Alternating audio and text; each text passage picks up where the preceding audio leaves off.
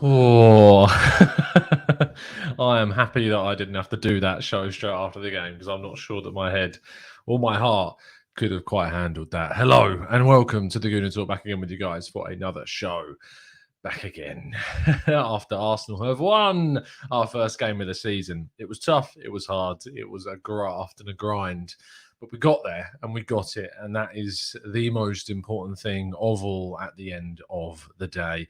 I hope you're doing well. I hope you're good. I hope you've had a good Saturday. I'm sure that the match improved your mood, or fingers crossed, I hope that it did. If you are, of course, enjoying the content, please do make sure to drop a like on today's video and subscribe to the channel if you're new around here, with those notifications turned on so you never miss a show. And please do help support the channel by firstly becoming a member and joining our Discord server. Link is in the description if you would like to do that. And you can join our Discord server too. And you can vote for us in the Football Content Awards as well. Not long left to do so.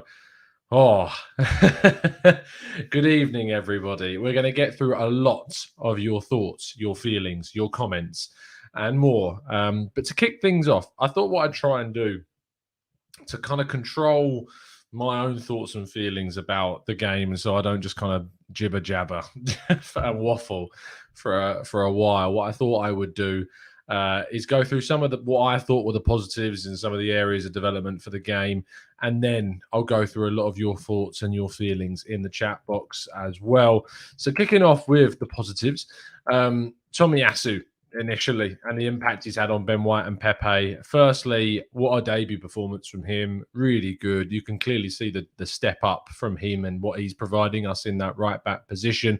Disciplined, good going forwards, technically good. I think if you had any doubts about how he is on the ball and taking players on, that should have been put to rest. Fingers crossed. Of course, we've got to see it in a lot more examples, but that looked really good. I love the way in which he works with Pepe and with White, speaking specifically on White, because White likes to push forwards and get out. Tomiyasu knows when to drop in, because they can both play as a centre-back or right-back and have done, so they really understand each other's roles just naturally, and that seems to come like second nature to them. So his impact on the team was fantastic. Pepe, he managed to force Pepe further up and inside and closer to the goal at times. We've often seen with kind of like Bellerin or Cedric that they just don't have the right impact on Pepe's game.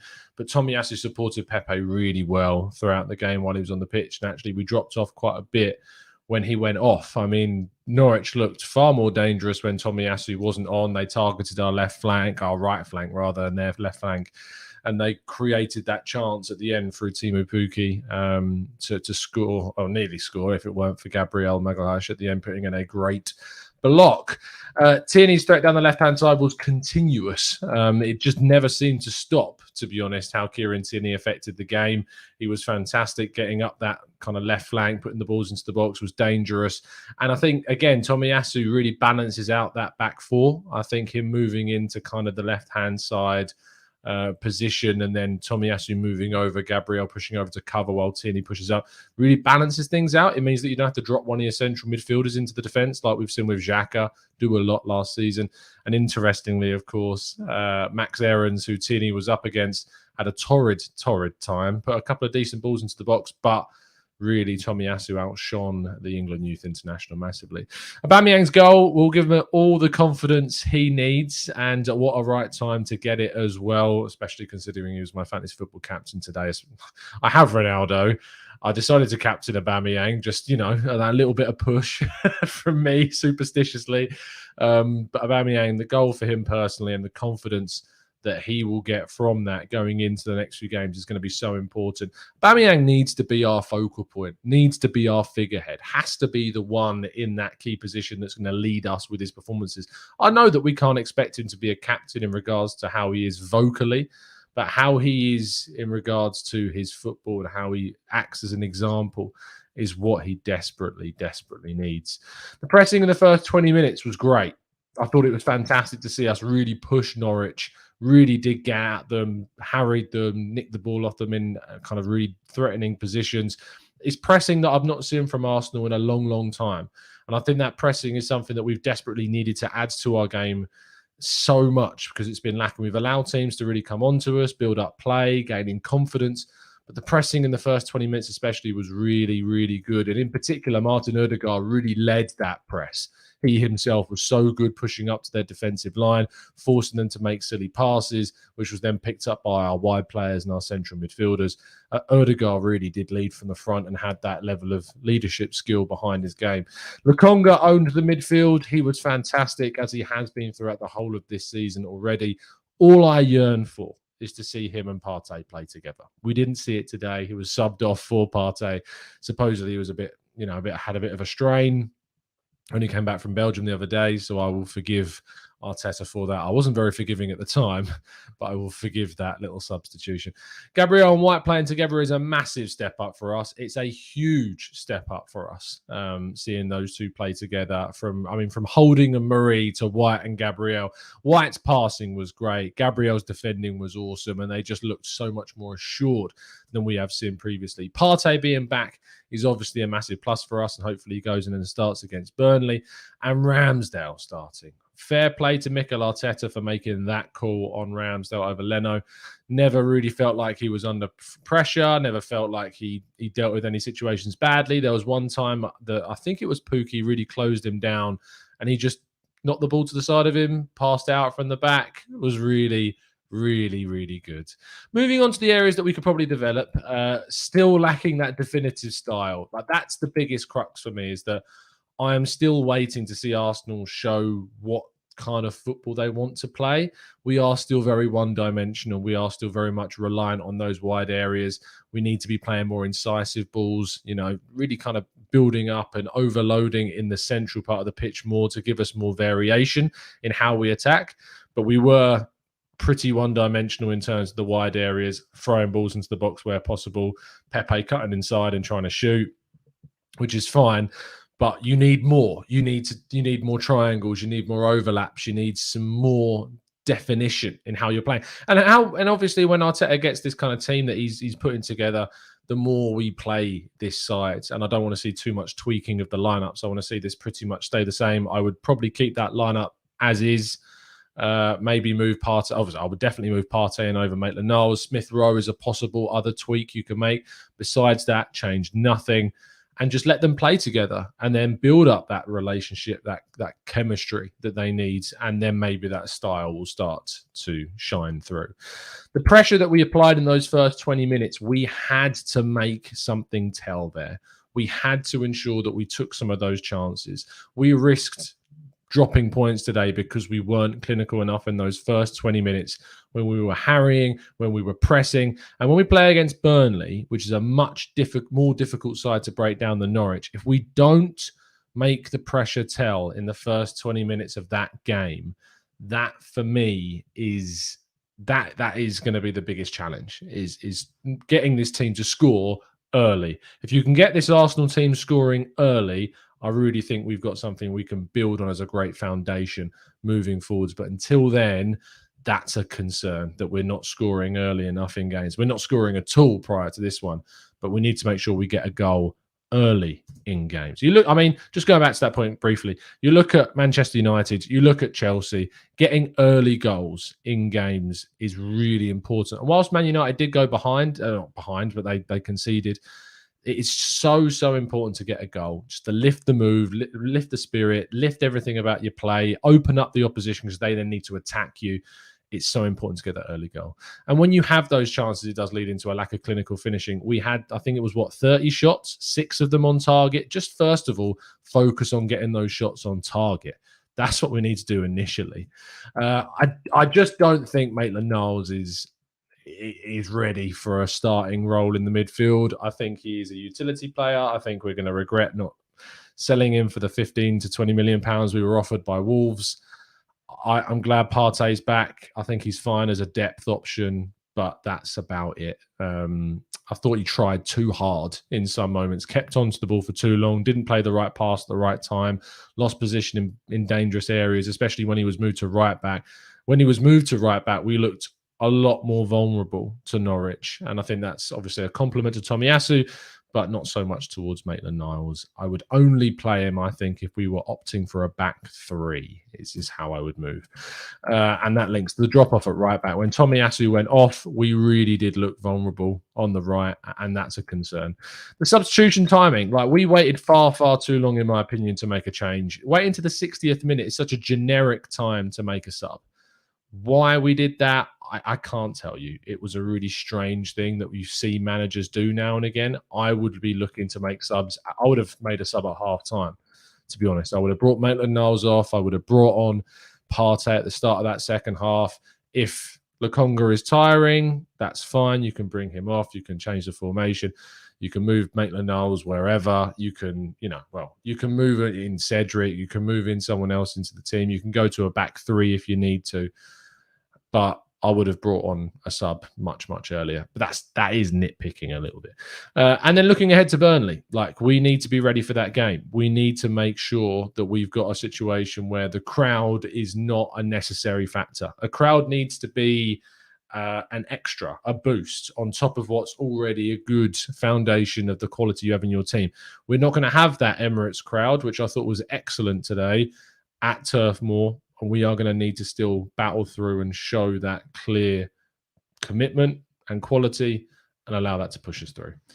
And that is all of the positives in the areas of development that I wanted to touch on. We will now jump into the chat box and see how you guys are feeling. Tomorrow there will be a podcast tomorrow evening, 7 o'clock UK time. I'll be joined by Owen and French to talk about yesterday's game in even more detail. And I'll then be jumping over, as usual, to the Arsenal Lounge with Liv and Shaheen and Mo to have more of a discussion about the game as well.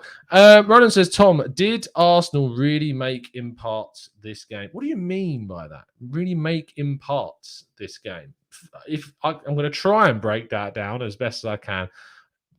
In terms of in parts, do you mean like how we played like kind of good in certain spells and not so good in others?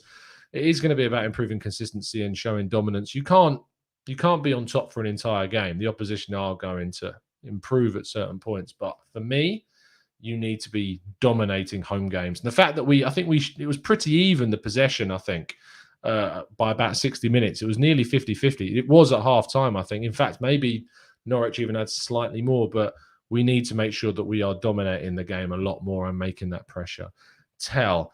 Matt says, a lot of negativity on Twitter. The team we support won a game of football. Enjoying the win doesn't mean that you're Arteta in or you think that we've turned a corner. It's okay to be happy that we won. Look, I was after the game, I was relieved. That was my initial emotion. It was just relief. Thank goodness we've got that win. That was really what was key to me, because you are going to have these games. Like, I think I was quite naive in going, 5-0 Arsenal, I think I predicted. But that is just my optimistic side. I'm an optimistic person.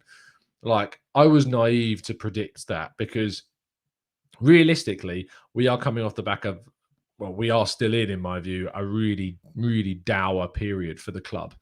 So this was always going to be hard. And Norwich are a good team. Like, they've played Leicester and City and Liverpool. Like, they haven't really been able to show what they're capable of. And I thought they played well today, Norwich. I thought it was a good Norwich team.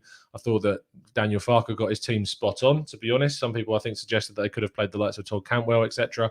But I think they got it pretty much spot on. They were dangerous on the counter-attack. You're never going to shut out a team entirely, especially with the level that we are. So to see, like, I don't really get the wild negativity around that, to be honest. We won a game, as Matt, you say. Let's focus on what we've done well. It's one game. Let's see where we can go into the next one. I have criticisms. The style is a big criticism I have, and still not being able to see that being too one-dimensional. But I'm going to give the benefit of the doubt in this game that we grinded it out. We got it. Let's move into Burnley, and that's going to be telling. Because if we do drop points against Burnley, the pressure remains as high as it is and more. And some people would argue that 1 point from Burnley is not enough to change their minds on Arteta. If we win this game, we win against Burnley, we win against Spurs, maybe we can start, to reassess and look at where we are and then continue to go forwards. We've just got to take things game by game at the moment. The reality is that Arteta's going nowhere. So we know that. My opinion is that I'd rather see a managerial change. That's what I think would be the best thing. But I know that's not going to happen. So instead of me sitting here and whinging, I'm not going to do that. I'm going to look out for the positives, and I'm going to take this game by game and move forwards and try and see what we can get from every single performance and analyze it and hope that it turns around. I want nothing more. Even though I think a managerial change would be the right decision, I want nothing more than for Arteta to prove me wrong now and to really, really galvanise this side and take them forwards to the targets that we've set ourselves. Gunnar says, thoughts on Aarons? I mean, I wanted him at the start of the window. I'm looking back on that now, and I'm thinking, I'm not sure I'm not sure. I'm not assured about Aarons in the Premier League. There was criticism of him in the Premier League 2 years ago. He was a lot younger then. Had a great season in the Championship. But in his first 4 games, he's looked vulnerable. Norwich looked vulnerable down that side. He couldn't cope with Tierney overlapping with Saka, and they lost the ball a lot in those situations. He looked good going forwards, and he made some really dangerous situations for Norwich. But I think that may be that we've made the right decision with Tomiyasu coming in. Ian Morgan says, Tom, the crowd was surprisingly supportive. Loved the we are the North Bank Highbury, we are the South Bank. Yeah, I mean, I love when you see the back and forth between the stands and the clock end and the clock end and the North Bank going back and forwards. All I want to see from the Arsenal fans is just to get behind the team. Like, if you're bottom of the table, what is being negative in the crowds and the stands going to do at the start of a game before it's even kicked off? Not much. So I really do think that, we just need to see this crowd back the team. And I think in that first 20 minutes, we were electric and we just couldn't really take our chances, which is the biggest kind of issue with that so far. Kenneth says, I hope you go back and rewatch the match. We hit the post several times. Pepe missed a setter. Emile Smith-Rowe missed. Saka missed. Aubameyang touches. Tom stopped. Negativity? How am I negative? I feel like I just went for a list of how many positives did I name?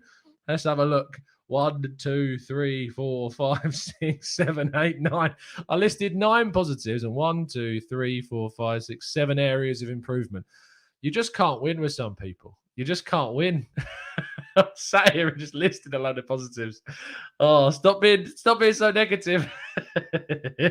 Deary me, Kenny. I think you need to go back and rewatch this show rather than me going and rewatching the match, mate. Glenn says a lot of positives, as you mentioned, but the lack of clinical edge in and around the final third is going to be our problem, and I'm not sure how we improve that part of our game. The clinical side of us is what's lacking. It's the key. The 2 things that are lacking from this team is a genuine defined style, which is something you build. It's something that you gradually cultivate over consistent team selections and consistent performances, and you improve and you start to see those triangles. It's taken too long for that to form, in my opinion, which is why I have the stance I have right now on the coach. But hopefully, if he doesn't tweak as much as he has tweaked in the past, we can see some consistency in the side. But the clinical finishing is down to confidence. Pepe is a very good finisher. Aubameyang is a world-class finisher. We have players that can score goals, but confidence is what's letting them down. It's a lack of goals that's been letting them down, which has caused a lack of confidence. If they can get form, if they can add and string some performances together, then we've got a real hope of, seeing some really good scorelines. So there you go. It's on the negative Nelly Canton. Ignore negative people, Tom. Very good point, Raptors. I think we should do that. Haroon says, Tom, do you think it's time for an upgrade on Aubameyang? I think a better striker would improve us significantly. Hey, there's no point talking about that right now, is there? Because we have Aubameyang for this season. Why not? Let's just focus on Aubameyang himself, getting the performances. We know he can score plenty of goals. He's got more goals this season than Ronaldo and Lukaku. So, I mean, I couldn't keep a straight face while I say that, because I know the 3 goals that he scored against were, West Brom reserves. But he still scored those goals, and especially the 3rd goal was an amazing finish. He's a very good goal scorer. We just need to give him that push. We need to see him gain that confidence. So there you go. Tom, did I watch the Palace game? I did watch the Palace game. It was great. Just a great pre-match for the Arsenal game. Enjoyed every second of it. Enjoyed Emerson Royale getting turned inside out by Wilfried Zaha. Enjoyed Tanganga losing his head, getting sent off. Enjoyed seeing Eric Dyer. There's no enjoyment in watching someone injured, but I enjoyed the fact that they're going to have to, deal with that situation. That they are going to have to, that they've got these more problems. That they've got the Davison Sanchez and Christian Romero are currently, I think, in Croatia because they can't return to the UK yet. I'm loving the fact that they haven't got Heung-min Son available to them. I love all of that. I love anything negative to do with Spurs. I am reveling in, absolutely reveling in. So yes, I enjoyed it. it's what I would say. I enjoyed it a lot. Paul says we struggle to break the lines because we overthink passing. I do think you're right, Paul. I think that we don't play it simple enough sometimes. Like we don't play. There's like sometimes players make runs across, and instead of finding that incisive pass through the defenders and between the gaps in the lines, we just continue to play around, and instead we go to the wide areas or go back and forward, and when we should just commit. So, Paul, you're absolutely spot on. Is we should be pushing those clear, incisive balls into the box, and we're just not doing it. Iceman says, what do you think about Leno and Lacazette not getting minutes today? Good. Fight for your place. I want competition. I want players being unhappy on the bench. I want them fighting for their place. If they're content on the bench, they're not good enough for the Arsenal. They hopefully will be stewing and frustrated and gutted that they didn't play. And then in the week, I hope that they train extra hard to try and get back into the team. But I mean, they both will have, Leno will have a year left on his deal at the end of the season. If he's not playing, he will seek a move away in the summer or even maybe in January. But I, for one, think that Leno's time at Arsenal is probably done. Speaking of which, Ramsdale, amazing performance, great distribution, really, really good. Lacazette, I don't think is going to be here. I really don't think. Oh my God, I'm actually going to block that. That's ridiculous. I think that with the situation that we find ourselves in, with the disharmony in the group, I want competition. I really do genuinely want to see this team push forwards as a unified group. And if there are people that are, being problems in the dressing room and are not happy, and then they are upsetting the situation, move them on, get them out. I don't care. The club comes first. It doesn't matter what attachment I have to a player or how much I like a player. If they're not helping out the team, get them gone. Get them gone. Let's go to let's go to Chris, who says there were some really good passes today, but Krul had a great game. Norwich in general played strongly in defence. They had so many last-second blocks on potential goal-scoring shots. They did. Let's just have a look at the stats briefly. I think we had something like 30 shots. Something ridiculous like that. The stats are 30 shots, 7 on target. It's less than 1 in 3 shots were going on target. That's not good enough. We do need to improve that. We do need to absolutely be getting a little bit more clinical. Not even a little. We need to get a lot more clinical with our finishing. I think that I don't mind some speculative efforts here and there, especially when it opens up for players like Pepe or Aubameyang to take those chances. But like that moment in the first half when Aubameyang was set through by Tierney, he took that shot on way, way too soon. I feel like if he'd had that chance after scoring earlier, if he'd have scored in the first 20 minutes and then was given that chance, I feel like the confidence in him would have meant that he probably would have had a run at goal, taken the defender on a bit more and got into a better goal scoring position. But I felt like in that moment he was so desperate to get that goal that he just took on a shot that he didn't need to take on, and those moments are the defining points. But he got a very fortunate chance to score. He took it, as you'd think anyone would, but that's the thing for me. Let's go to Garner Edge says, use Lacazette as a make way for Bruno Guimaraes. Miniboss says, Erdegaard is so one-footed, could have got a few, but they landed on his right. Maybe it's something he needs to improve, but there are a lot of world-class players out. I'm not saying that he's world-class yet, he's far from it, but there are a lot of world-class players that are very one-footed. It's not necessarily a big issue, I find. Joshua says, Tom, how did Ben White play? I thought Ben White was a difference. absolute difference maker in regards to the step up from Rob Holding. When we played, I think it was Chelsea. Was it Chelsea? I think it was Chelsea. When he played in that game from the start in pre-season, not in the league game, he looked so good. Was it actually? It might have been Spurs. It might have been Spurs. But he in the pre-season game that he started, he looked so good coming out from the back. And then against Brentford, we just didn't have that. I don't know what it was about that Brentford game, but we just weren't with it in that game at all. It's probably down to a number of factors. But we weren't with it in that Brentford game, and I thought White suffered a lot during that. And he is going to get stronger tests than Norwich, absolutely. And he is going to be tested, and we are going to see him tested in some of the much stronger games. But the passes, the dribbling, the confidence, the synergy between him and Tomiyasu and Gabriel is something I'm really looking forward to seeing improve as the weeks go on. Let's go to Omar. It says 2 points in 3 games against Burnley under Arteta. Hopefully that poor stat changes. Right attitude, Omar. The thing is, hopefully that changes. Raptors, I liked the way Ramsdale was interactive with the players around him. I think he brings confidence. I think the players have more confidence in him when they give him the ball. When you've got someone like Leno and you've got kind of that established doubt about how he will deal with things if you pass to him, it makes you a little bit more, it makes you as a player unsure about what you're doing when you're in possession. Because imagine that you've received the pass, you've got a player closing you down. The only option that you've got is to turn and play it back to the goalkeeper. If you are in a situation like that and the goalkeeper that you're looking to pass to has made a number of errors, you naturally are going to be unsure and you could end up making a mistake. With Ramsdale is someone that is showing and has shown at Bournemouth and Sheffield United that he's a very competent player when in possession of the ball. And I'm sure he's doing it as well in training. And that will give confidence to the defenders to then play the ball. And that's what's going to be important. The Wild Bill says Chris Wood is going to bully White next game. Let's wait and see. Let's wait and see and find out if indeed White does struggle against a more physical side.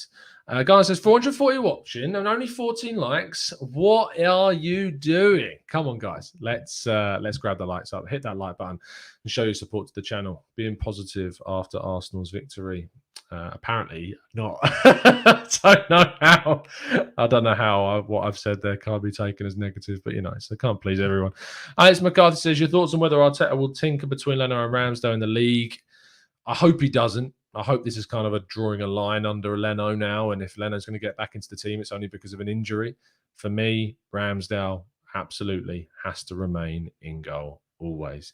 Raptors, Tom, what will be our best defensive combination? I like the back four. I wanted a back three, but I kind of like this. I think it works. Tomiyasu, White, Gabriel, Tierney, Lokonga and Partey in front.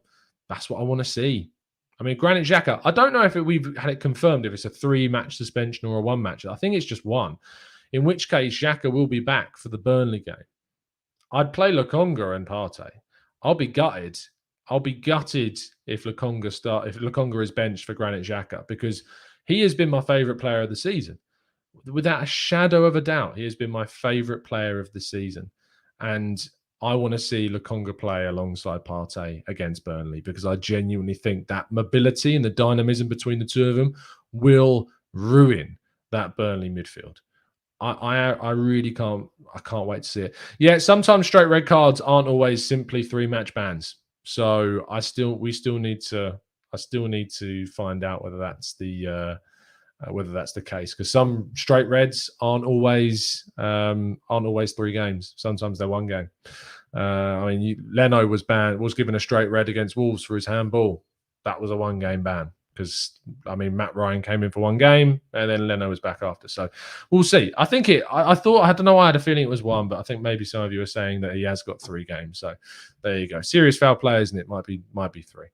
Ainsback Niles is not good enough, says H. I do tend to agree. I do think that we need to be looking at a level above Maitland-Niles, and I think he should fairly. He's a bench player. He's someone that to be honest, he's a bench player that I wouldn't even bring on.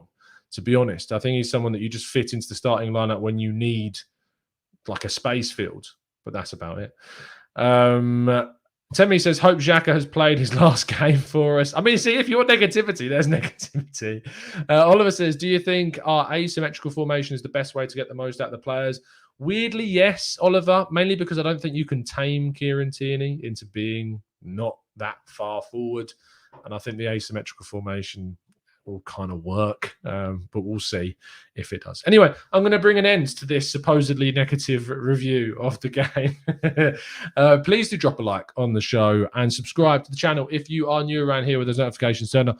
I'll be back tomorrow with Owen and French to discuss all more positives. Even though apparently I'm not talking about positives, but all the more positive to talk about tomorrow evening, 7 p.m. UK time. But I will be back with an 8. Sorry, not tomorrow. Have I been saying Monday? Sorry, Monday is the podcast. I'm sitting here thinking, no, I'm at a festival tomorrow. I will not be doing a podcast in the evening, but I will be doing an 8 a.m. show in the morning for your updating on your news and looking into some of the stuff that's come out after the game yesterday. So please make sure you tune in for that. Continue to make it part of your morning routine. It's an absolute pleasure to spend the evening with you, as it always is. Enjoy the rest of your Saturday and, of course, enjoy your Sunday. I'll see you tomorrow morning, and if not, I'll see you on Monday. Have an absolutely great day. Again, I've already said that. I'm waffling. Omar's going to start worrying about this in a minute. Have a great evening, guys. And as always, up the Arsenal. Come on, you Gunners.